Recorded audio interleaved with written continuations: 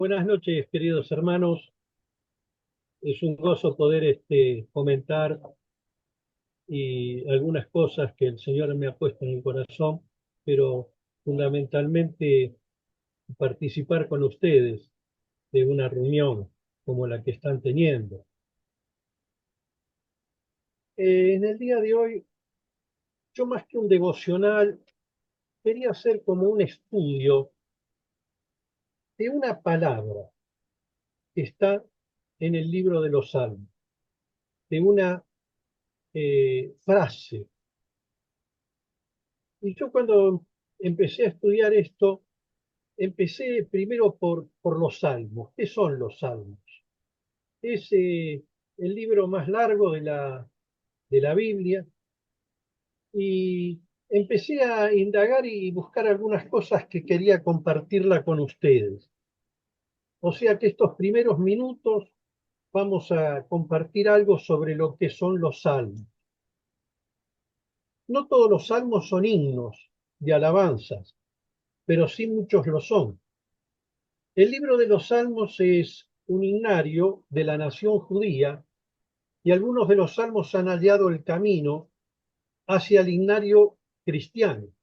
Muchos de los salmos se han hecho himnos de nuestros, los evangélicos, ¿no? Por ejemplo, el Salmo 46 es la base del himno de Lutero Castillo Fuerte es nuestro Dios, o el Salmo 90 que usó Guisatbat para escribir, oh Dios, socorro en el ayer.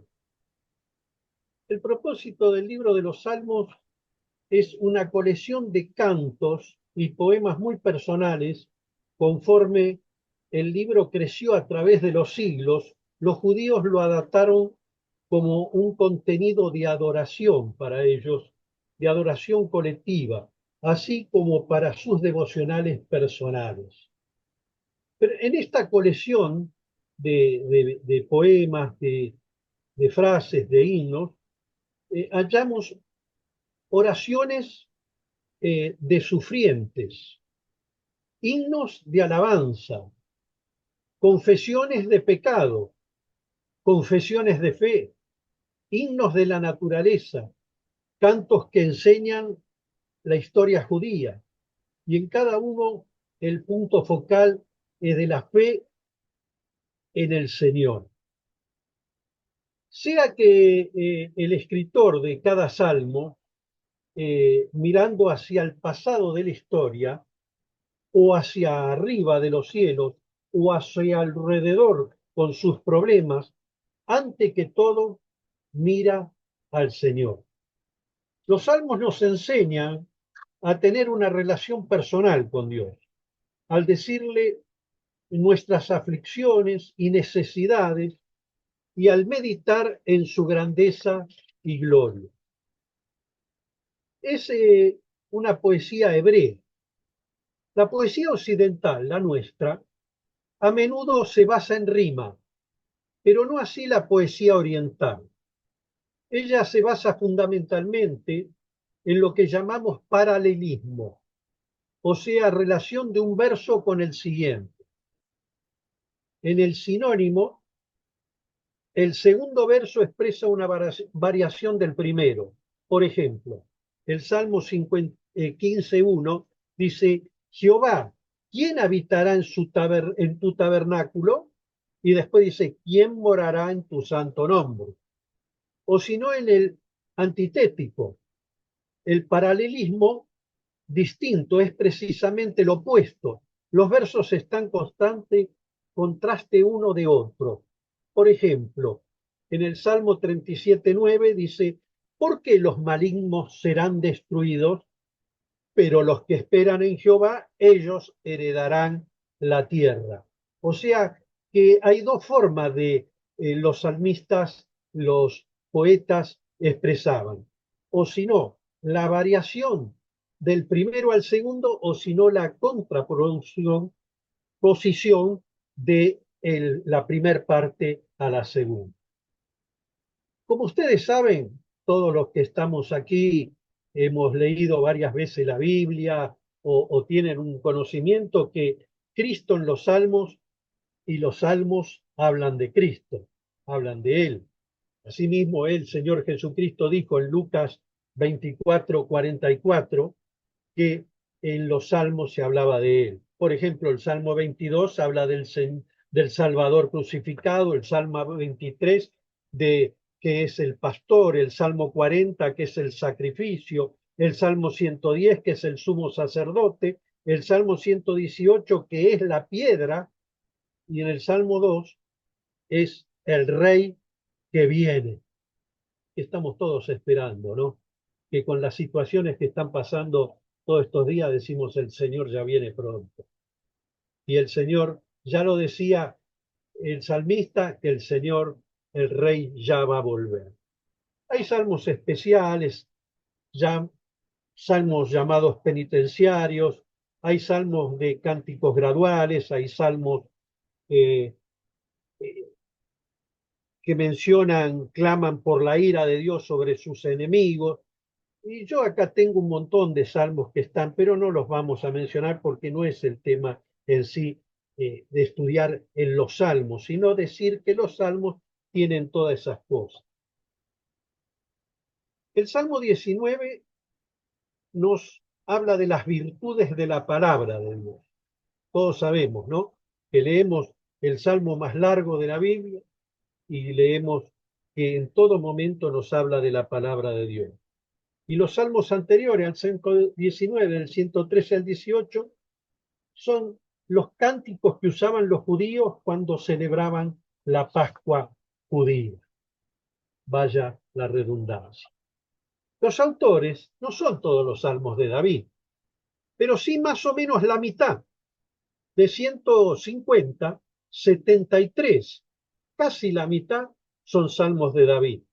Pero hay salmos de diferentes autores, como salmos de Asaf, de Salomón, de los hijos de Coré, de Tan, de Moisés, y hay algunos salmos también anónimos que no sabemos a quién pertenecen.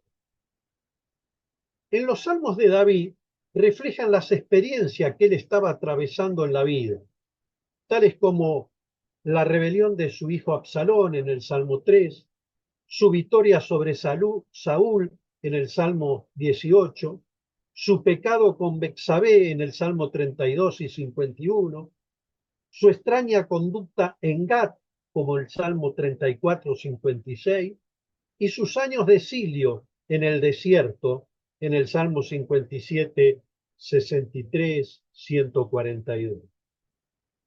Los salmos, a pesar de que fueron escritos por distintos hombres de Dios, inspirados por Dios, eh, da la casualidad que se puede decir que están separados en cinco libros, ¿no es cierto? Por ejemplo, la primera parte del 1 al 41, del 42 al 72, y así sucesivamente. Pero da la casualidad que todas esas partes terminan con una bendición de Jehová. Dice el Salmo 41, la primera parte, por ejemplo, el versículo 13, cuando termina el Salmo 41, dice, bendito sea Jehová, el Dios de Israel, por los siglos de los siglos. Amén y amén. El libro 2 del Salmo 42 al 72 dice, bendito su nombre glorioso para siempre y toda la tierra sea llena de su gloria. Amén y amén. La tercera parte de los Salmos, hasta el 89, en el versículo 52 del 89 dice, bendito sea Jehová para siempre. Amén y amén. La cuarta parte, que terminaría en el 106, dice, bendito Jehová, Dios de Israel, desde la eternidad y hasta la eternidad. Y diga todo el pueblo, amén, aleluya. Y la última parte, que sería del 107 al 150, versículo 6, dice, todo lo que respira alabe a Jehová. Aleluya. O sea que las cinco partes de los salmos terminan con una expresión de bendición a Jehová. Pero leyendo los salmos, llegamos a este salmo tan conocido que desde la escuela dominical nos enseñaron a aprenderlo de memoria, que es el Salmo 23. Dice, Jehová es mi pastor, nada me faltará, y en lugares de delicados pastos me hará descansar. Junto a aguas de reposo me pastoreará, confortará mi alma, me guiará por sendas de justicia, por amor de su nombre. Jehová es mi pastor, nada me faltará. Esos son los primeros 3 versículos. Este salmo nos habla de muchas cosas que no nos va a faltar. Por ejemplo, en el versículo 2 dice que tendremos descanso, en lugares de delicados pastos me hará descansar. En el también versículo 2 nos habla de que tendremos un refrigerio, junto a aguas de reposo me pastoreará. En el versículo 3 nos habla de que tendremos restauración, confortará mi alma. En el versículo 3 también nos da un consejo, me guiará por sendas de justicia. En el 4 tendremos compañerismo, tú estarás conmigo. En el 4 también tendremos un estímulo, tu vara y tu callado me infundirán aliento. En el 5 tendremos provisión, aderezas mesa delante de mí. También dice que tendremos unción, unges mi cabeza con aceite. Y en el versículo 6 termina diciendo que ahora tendremos todo esto. El bien y la misericordia me seguirán todos los días de mi vida.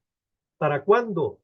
Para después. Y en la casa de Jehová moraré por largos días. Eh, el Salmo 23, la palabra o la frase que yo quería tocar, es el versículo 3, por eso corté antes en el versículo 3, dice, me guiará por sendas de justicia. Eh, este es un salmo de confianza, que nos da confianza a cada día de nuestra vida. Por eso nos enseñan desde chiquito a aprender este salmo. Aquellos que hemos conocido al Señor, que ya nuestras madres, nuestra abuela, estaban en los pasos del Señor, nos fueron enseñando, era lo que nos enseñaba en el Salmo 23, porque es la verdad lo que nos da confianza. Aquellos niños, aquellos adolescentes, aquellos jóvenes, aquellos hombres, y los que nos dan confianza hoy en día a cada uno de nosotros, como se estuvo orando recién, por este momento de problemas, de dificultades que hay en la Argentina. Y nosotros tenemos nuestros problemas y dificultades en la Argentina, no lo vamos a negar, como Israel tiene problemas y dificultades en este momento, como Irán lo está teniendo, como lo tiene Polonia o lo tiene Rusia, y en todos lados hay problemas. En todos lados, hace unas semanas atrás estuvo mi sobrina que vino de España y dice que en España también están teniendo problema de inflación. Para ellos, claro, está habiendo inflación del 5 o 6% anual y ya es una barbaridad. David en este salmo no teme ni se preocupa, porque el Señor es su pastor. Este salmo de confianza presenta a David de dos maneras. Lo presenta como oveja, cuyo pastor es Dios, y también lo presenta como pastor, que es el pastor del, del pueblo de Israel, de aquellos judíos que seguían. En este sentido, David como rey era el pastor del rebaño de Israel. Esto significa que en el Salmo 23 también es real, porque él era el rey de Israel y también él fue pastor de ovejas. O sea que se sentía como una oveja delante del Señor, pero también se sentía como un pastor ante el pueblo de Israel. Además, este salmo nos habla proféticamente del Señor Jesucristo. Dice, Él es el buen pastor y sus ovejas le tienen confianza. Recuerden cuando en Juan 10 habla el Señor Jesucristo. y el rey cuya perfecta será establecida. El Salmo tiene dos movimientos. Primero, una descripción del Señor como pastor que se ocupa cada día de todas las necesidades del salmista. Y en segundo, una descripción del Señor como pastor que extiende su misericordia a todos nosotros y a todos los que depositamos nuestra fe en Él. Jehová es mi pastor. La imagen de David que usa David para Dios proviene de su propia vida y experiencia. Ya había pasado sus primeros años cuidando ovejas. Por eso él, como fue pastor en su juventud, ya lo hemos dicho recién, y las ovejas dependen completamente de su pastor en cuanto a la alimentación, guía y protección, él decía que eh, Dios, nosotros somos como ovejas y Dios es nuestro pastor. En el Nuevo Testamento a Jesús se lo llama como el buen pastor en Juan 10:11, como el gran pastor en Hebreos 13:20 y como el príncipe de los pastores en Primera Pedro 5:4. De la misma manera que el Señor es el buen pastor, nosotros somos sus ovejas. No somos animales atemorizados y pasivos, sino seguidores y obedientes y sabios a los pies de nuestro Señor, que siguen al único Señor, Rey de reyes y poderoso que nos salvó a cada uno de nosotros y está en nosotros, guiándonos por medio del Espíritu Santo. Este salmo pone énfasis en las cualidades de las ovejas como animales, sino no pone, hablando de las ovejas, de las cualidades, sino pone como las cualidades de los discípulos, de los que siguen a su líder, de todos nosotros que seguimos a nuestro líder, que seguimos a nuestro pastor, que seguimos a nuestro Dios, que tenemos un líder, pero un líder no un ser humano, sino un Señor, y Señor es que es nuestro Señor Jesucristo. Cuando nosotros reconozcamos al buen pastor, lo único que tenemos que hacer es seguir. No tenemos que dudar, ni pensar, ni cómo, ni cuánto, sino seguir a nuestro pastor. A las ovejas cualquier alboroto o intruso que se metía en el redil las asusta. Son animales muy temerosos y no pueden descansar a menos que se sientan totalmente seguros. Y eh, cuando el salmista nos habla que en delicados pastos nos hará descansar, David está usando el lenguaje elocuente para expresar su percepción del gran cuidado que Dios presta a su pueblo, que Dios presta a nosotros, cada uno de nosotros. Él nos cuida en los delicados pastos. No podemos negar que vivimos continuamente en estos delicados pastos de este mundo. Salimos a la calle, escuchamos la televisión de que hay un tiroteo y hay un chico que la recibe, porque son delicados pastos que estamos viviendo. Hoy se derrumbó un hotel ahí en Villa Gesell y cuántos que hemos viajado trabajando y todo por distintas partes del país, hemos metido, nosotros nos metemos en cualquier hotel y cuando nos vamos a acostar, nos vamos a acostar y no sabemos lo que va a pasar. Por eso estamos en de delicados pastos. Este mundo es delicados pastos. A nuestro alrededor está Satanás, que nos quiere atacar y que quiere vencer a cualquiera de nosotros. Pero él dice en el versículo 3 que confortará mi alma. Dios refresca a su pueblo con su calmada voz y suave carácter. Por esta razón las ovejas conocen al pastor y él las conoce a ellas. Dice, yo soy el buen pastor y conozco mis ovejas y las mías me conocen. Lo dice en Juan 10:14. Quiere decir que nosotros conocemos a nuestro pastor y nuestro pastor nos conoce a cada uno de nosotros. Pero la frase final, que era a la que yo quería llegar, es, me guiará por sendas de justicia por amor a su nombre. Los amorosos actos del pastor proceden de una manera de tal naturaleza para cada uno de nosotros que nos va guiando por sendas de justicia. Esta palabra guiará, si vamos al diccionario de la RAE, tiene 6 definiciones. De las 6 definiciones, 3 son muy importantes para cada uno de nosotros. Una es ir delante mostrando el camino. Guiará. Él nos guiará. Él va delante mostrando el camino. En segundo lugar, dirigir a alguien en algún negocio.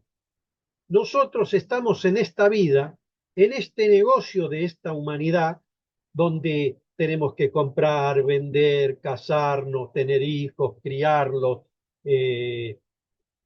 hacer todo lo que una vida, estudiar, y todo en Él nos dirige en algún negocio.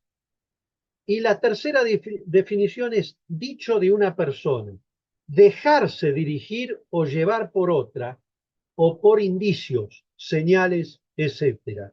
Quiere decir que si decimos que Dios me guiará por sendas de justicia, nosotros tenemos que aceptar que Él nos guíe, aceptar que Él nos lleve por el camino que nos quiere llevar. Y Él nos quiere llevar por caminos de justicia, o sea, por caminos correctos, por caminos que son los justos, por caminos que quiere que un hijo de Dios vaya caminando y transitando por esta vida.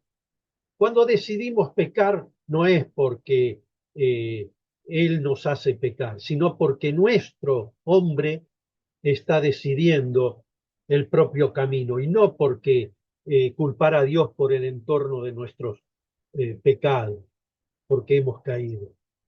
Tenemos que pensar que nosotros nos desviamos, no nos dejamos guiar por Él y por eso caemos. Nuestro pastor conoce los delicados pastos, los conoce mejor que cada uno de nosotros. Ese es el Dios de la creación y conoce las aguas de reposo que nos restaurarán. Y Él está preparado para que nosotros podamos vivir en estos delicados pastos y en estas aguas de reposo. Llegaremos a esos lugares únicamente cuando le seguimos en obediencia, y no rebelarnos contra la dirección del buen pastor. En realidad, si nos rebelamos, nos estamos rebelando a algo que nos conviene. Por eso tenemos que ser bien inteligentes para darnos cuenta en que debemos seguir el camino de Dios.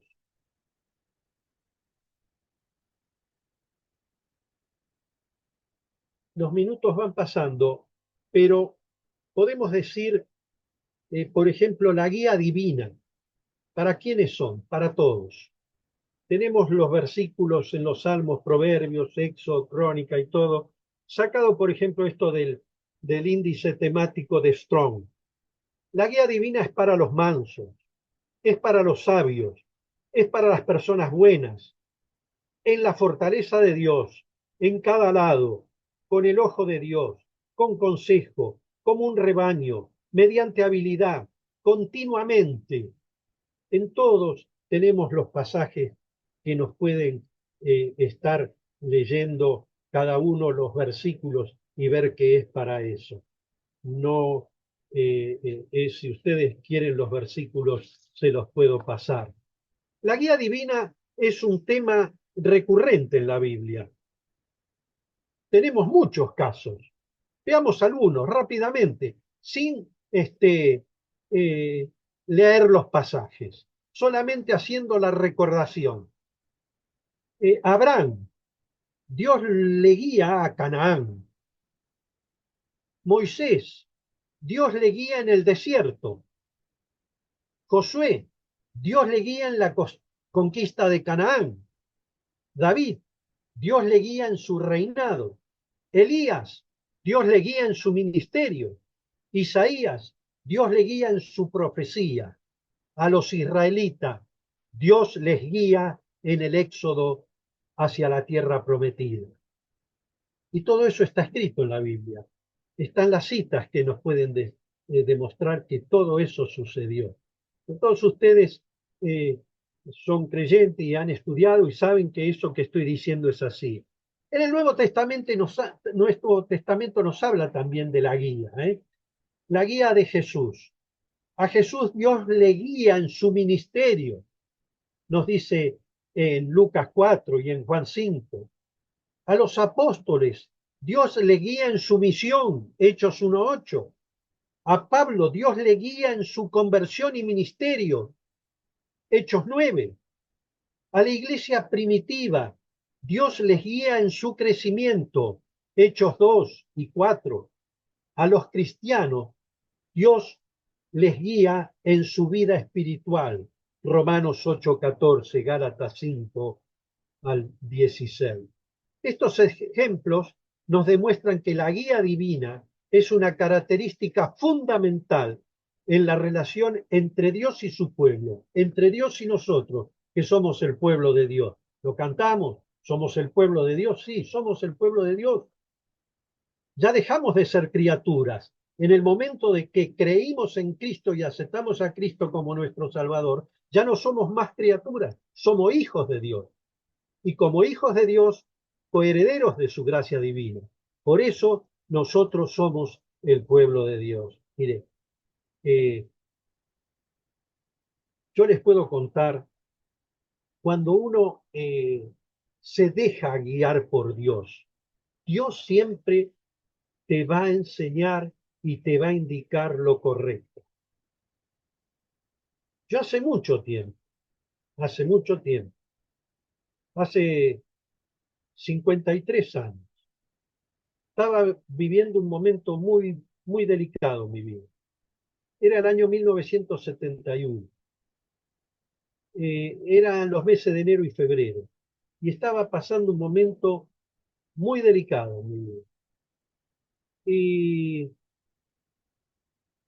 entonces un amigo mío, creyente también, dice, ven y vamos, acompáñame, vamos a Mar del Plata, así te despabilás, vamos a una familia solo que yo la conozco, de los campamentos Lapen, qué sé yo, y él nos está esperando allá. Bueno, fuimos allá con este amigo y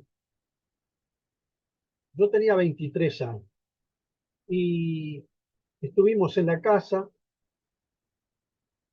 Yo al padre no le conté el problema que estaba pasando, pero sí sabía por mi amigo que estaba pasando un momento muy difícil.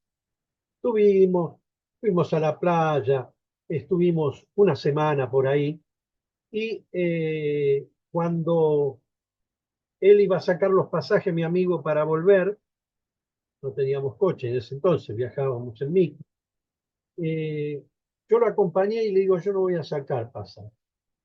¿Cómo no vas a sacar? No, yo voy a sacar un pasaje y me voy a ir para Villa Gesell. ¿A qué te vas a hacer a Villa Gesell si no conoces nada de Villa Gesell? No, no conozco nada. Sé por mi hermano que se va de vacaciones a Villa Gesell, pero quiero ir porque me dicen que hay árboles y quiero sentarme abajo de un árbol y pensar bien.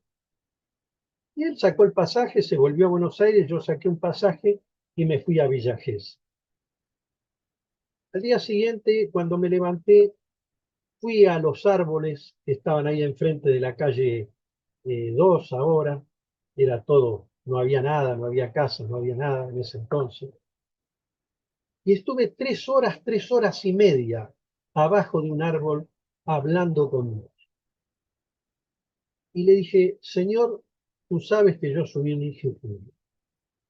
Tú sabes que estoy pasando momentos de pruebas muy difíciles. Yo quiero que tú me indiques el camino, que tú me guíes, como dice tu palabra, que me guiarás por sendas de justicia, por amor a tu nombre. Pasó todo ese día, fui a dormir y a la otra noche me volví para Buenos Aires. Gracias a Dios por esas 3 y media que yo estuve sentado en un tronco, hablando con Dios, Él me cambió la vida. Si no, yo hoy no estaría acá hablando con ustedes. Eh, y así hay muchas anécdotas en la vida de muchas personas. ¿Ustedes se acuerdan de las viudas de los norteamericanos que fueron en el avión a los norteamericanos a predicar a los indios en el Ecuador y llegaron y los mataron a los misioneros? Ellas se pusieron en oración y le dijeron, Señor, nuestros maridos querían predicar el mensaje ahí en la selva ecuatoriana. Nosotros tenemos que ir a cumplir el propósito que tenían nuestros maridos. Y fueron al tiempo. Y no solo predicaron, sino muchos se convirtieron. Y muchos de la selva y muchos del Ecuador están hoy en los pasos del Señor. Yo le puedo dar testimonio de un chico, Chuin, que era sobrino de unos de los que mataron a los misioneros eh, norteamericanos. Estuvo en mi casa, vino a estudiar a Palabra de Vida y él vino un día a visitarnos y luego se quedó a dormir el domingo porque el lunes se iba para Palabra de Vida. Y nos dijo, sí, mi tío fue uno de los que mató a los misioneros. Pero gracias a las esposas que vinieron a predicar, mi tío se convirtió. Y así se convirtió toda mi familia. Y ahora yo estoy estudiando para servir tiempo completo al Señor. Por eso, cuando uno se deja poner en las manos del Señor, el Señor hace milagros con cada uno de nosotros. Pero siempre tenemos que ponernos y dejar que Dios nos vaya guiando, no hacer lo que nosotros queremos y lo que nosotros hacemos. Eh, para terminar, les quiero comentar, hay muchas cosas para comentar sobre este salmo y sobre me guía, ¿no? La guía de Dios. Eh, por ejemplo, las formas de guía, tengo más cosas, pero eh, es mucho. Por ejemplo, vamos a ver 5 cosas, solamente leer los textos, 5 maneras de guía por su palabra. Dice el salmista, lámpara es a mis pies tu palabra y lumbrera mi camino. Dice el Señor cuando le habla a sus discípulos por su espíritu. Pero cuando venga el Espíritu de verdad, Él os guiará a toda verdad, porque no hablará por su propia cuenta, sino que hablará todo lo que oyere y os hará saber las cosas que habrán de venir. En el tiempo de los profetas y en el tiempo del Antiguo Testamento, el ángel de Jehová enviado para guiar a Israel. Aquí yo envío a mi ángel delante de ti para que te guarde en el camino y te introduzca en el lugar que yo he preparado.